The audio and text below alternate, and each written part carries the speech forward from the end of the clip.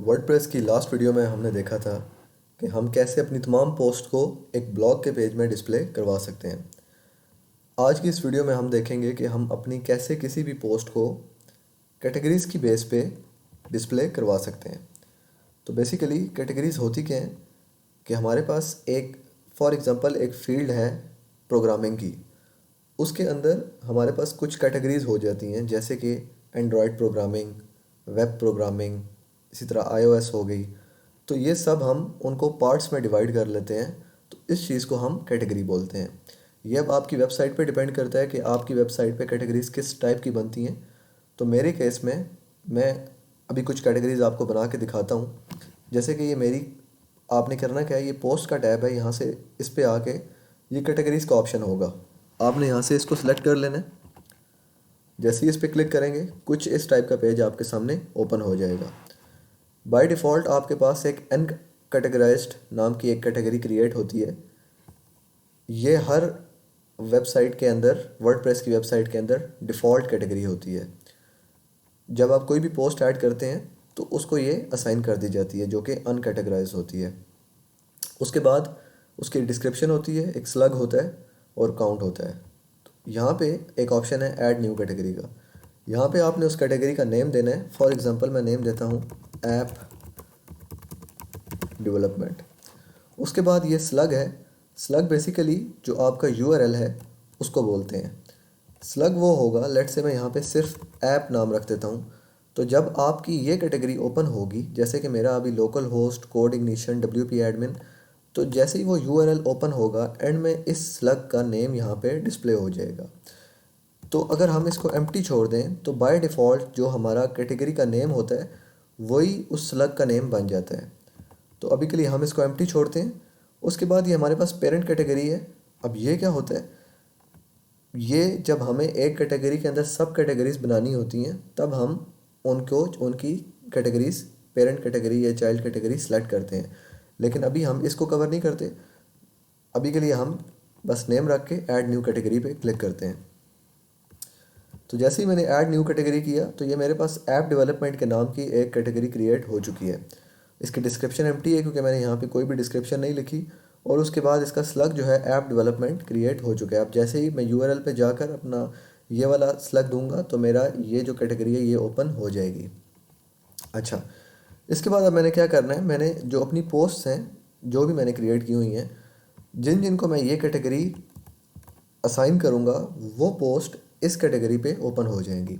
तो मैं all post पे क्लिक करता हूँ और यहाँ पे मैं कोई भी एक अपनी पोस्ट जो है वो चूज़ कर लेता हूँ। लेट्स से मैं ये iOS वाली पोस्ट जो है वो चूज़ करता हूँ, या ये एंड्रॉयड वाली पोस्ट जो है ये चूज़ करता हूँ। तो मैंने इस पर क्लिक किया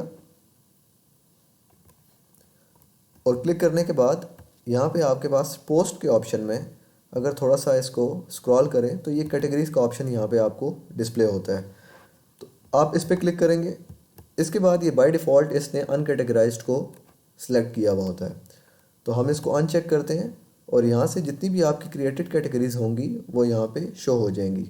मैंने अभी ऐप डेवलपमेंट की कैटेगरी क्रिएट की थी, इस वजह से मुझे सिर्फ वो शो हो रही है। तो मैं यहाँ से इसको सिलेक्ट करता हूँ और अपडेट कर लेता हूँ। मेरी कैटेगरी, सॉरी मेरी पोस्ट जो है वो अपडेट हो चुकी है। अब मैं क्या चाहता हूँ कि मैं अपनी इस कैटेगरी को अपने मेन्यूज़ में भी ऐड करूँ, जो कि मेरा यहाँ पे मैं अगर अपनी वेबसाइट ओपन करूँ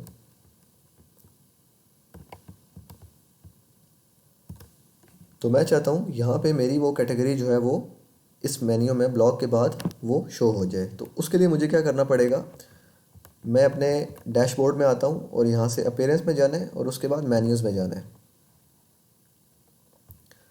मेन्यूज़ में आने के बाद अगर हम थोड़ा सा स्क्रॉल करें तो इसके बाद ये मेरे पास कैटेगरीज़ का ऑप्शन यहाँ पे डिस्प्ले हो रहा है। तो मैं इस पर क्लिक करता हूँ और यहाँ पे दो कैटेगरीज़ जो मेरी क्रिएटेड कैटेगरीज़ हैं वो दोनों मुझे यहाँ पे शो हो रही है। तो मैं ऐप डेवलपमेंट पे क्लिक करके ऐड टू मेन्यू कर देता हूँ। तो जैसे ही मैंने ऐड टू मेन्यू किया वो मेरे मेन्यू में ऐड हो चुका है। तो मैं इसको यहाँ से सेव मेन्यू करता हूँ और मैं यहाँ से दोबारा अपने पेज को रिफ़्रेश कर लेता हूँ। तो ये मेरी ऐप डेवलपमेंट की कैटेगरी क्रिएट हो चुकी है।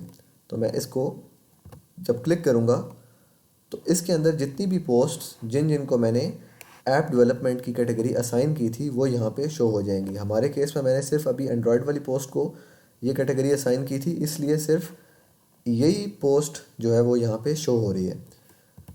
अब हम देखते हैं कि पेरेंट और चाइल्ड कैटेगरीज क्या होती हैं। तो मैं दोबारा से अपनी कैटेगरीज में जाता हूँ और यहाँ पे आने के बाद मैं एक और कैटेगरी जो है वो क्रिएट कर लेता हूँ। लेट्स से मैं उस कैटेगरी का नाम रखता हूँ iOS डेवलपमेंट। मैंने अपनी कैटेगरी का नाम iOS डेवलपमेंट रखा है और उसका स्लग जो है वो डिफ़ॉल्ट क्रिएट हो जाएगा। और उसके बाद अगर हम एक ऑप्शन देखें पेरेंट कैटेगरी, तो यहाँ से मैं इसको जो है वो ऐप डेवलपमेंट के अंदर रख लेता हूँ। इसका क्या मतलब है कि इस कैटेगरी का जो पेरेंट है वो ऐप डेवलपमेंट है, मतलब ये कैटेगरी इस ऐप डेवलपमेंट वाली कैटेगरी की चाइल्ड है। तो जैसे ही मैं इसको यहाँ से क्रिएट करूँगा तो ये होगा क्या, ये बेसिकली ऐप डेवलपमेंट के नीचे एक ऐसे लाइन आ गई है और उसका मतलब है iOS डेवलपमेंट इस कैटेगरी से निकली है। जैसे ये एक ट्री है और ये इसकी एक ब्रांच है। तो अब मैं चाहता हूँ कि मैं इस कैटेगरी को मेन्यू में भी ऐड करूँ। तो पहले मैं इस कैटेगरी को कोई पोस्ट असाइन कर देता हूँ। तो मैं यहाँ पे अपनी ऑल पोस्ट में जाता हूँ और यहाँ से हम कोई भी एक पोस्ट चूज़ करते हैं। लेट्स से हम iOS चूज़ करते हैं। तो मैं इसको एडिट करता हूँ और एडिट करने के बाद उसी तरह पोस्ट में जाकर कैटेगरीज़ में जाना है और यहाँ से मैं इसको iOS जो है वो असाइन कर देता हूँ। आप दो कैटेगरीज़ भी एट अ टाइम कर सकते हैं। तो लेट्स से मैं ये दोनों इसको असाइन कर देता हूँ और अपडेट कर देता हूँ। उसके बाद मैं चाहता हूँ कि मैं अपनी ये कैटेगरी जो है iOS डेवलपमेंट अपने मेन्यूज़ में ऐड करूँ और मेन्यूज़ में भी ऐसे ऐड करूँ कि इसकी सब कैटेगरी बने, मतलब यहाँ पे इससे आगे ना आए बल्कि इसकी सब कैटेगरी बने। तो हम अपने मेन्यूज़ में जाएंगे, अपीयरेंस, मेन्यूज़, और मेन्यूज़ में आने के बाद कैटेगरीज़ और उसके बाद ये iOS डेवलपमेंट और ऐड टू मेन्यू। अब ये मेरी मेन्यूज़ में ऐड हो चुकी है। अगर मैं इसको सेव करूं तो ये कैटेगरी मेरी डिस्प्ले होना स्टार्ट हो जाएगी यहाँ पे। लेकिन मैं चाहता हूँ ये यहाँ पे ना डिस्प्ले हो बल्कि ये ऐप डेवलपमेंट की सब कैटेगरी बने, क्योंकि ये ऐप डेवलपमेंट इसका पेरेंट है और ये iOS डेवलपमेंट इसकी चाइल्ड है। तो मैं क्या करूँगा कि मैं मेन्यूज़ में जहाँ पे मैंने अपना iOS डेवलपमेंट जो है वो कैटेगरी ऐड की है उसको ड्रैग करके थोड़ा सा ऐसे आगे कर दूँगा। इसका क्या मतलब है, इसका मतलब है कि ये जो है ये इसका सब आइटम है। ये अब लिखा हुआ भी आ गया है सब आइटम कि iOS डेवलपमेंट इस एंड्रॉयड या ऐप डेवलपमेंट का सब आइटम है। तो अब अगर मैं इसको सेव करूं और सेव करने के बाद एक बार दोबारा से अपने पेज को रिफ़्रेश करूं तो ये मेरे पास एक ही ऐप डेवलपमेंट शो हो रहा है, लेकिन जैसे ही मैं इस पर माउस लेकर जाता हूं तो वो मुझे उसका सब आइटम भी डिस्प्ले हो जाता है।